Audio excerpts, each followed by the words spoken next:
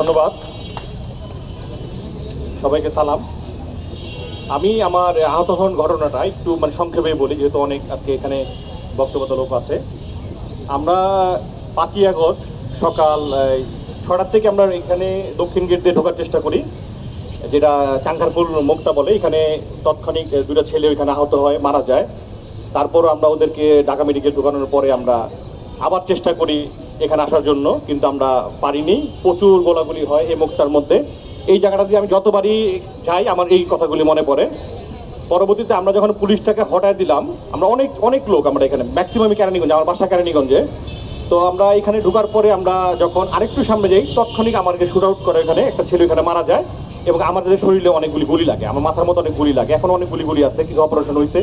এই বৈষম্যবিরোধী ছাত্র আন্দোলনের অনেক যারা নেতাকর্মী আছেন তারা আমাদের সহযোগিতা করছেন। পরবর্তীতে আমরা ঢাকা মেডিকেল চিকিৎসা নিয়েছি। তারপরে আমরা সিএমএইচে গেছিলাম, এখানে আমাদের ভালো ডাক্তার দেখাইছে।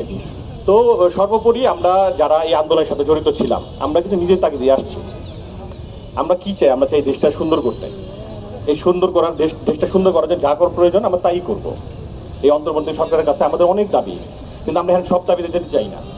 আমরা চাই দেশটা সুন্দর করার জন্য যা করা দরকার, এবং এই বৈষম্যবিরোধী ছাত্র আন্দোলনের সাথে যারা জড়িত, যারা আহত, যারা সাফারার, তাদের দিকে একটু সুদৃষ্টি দেওয়ার জন্য।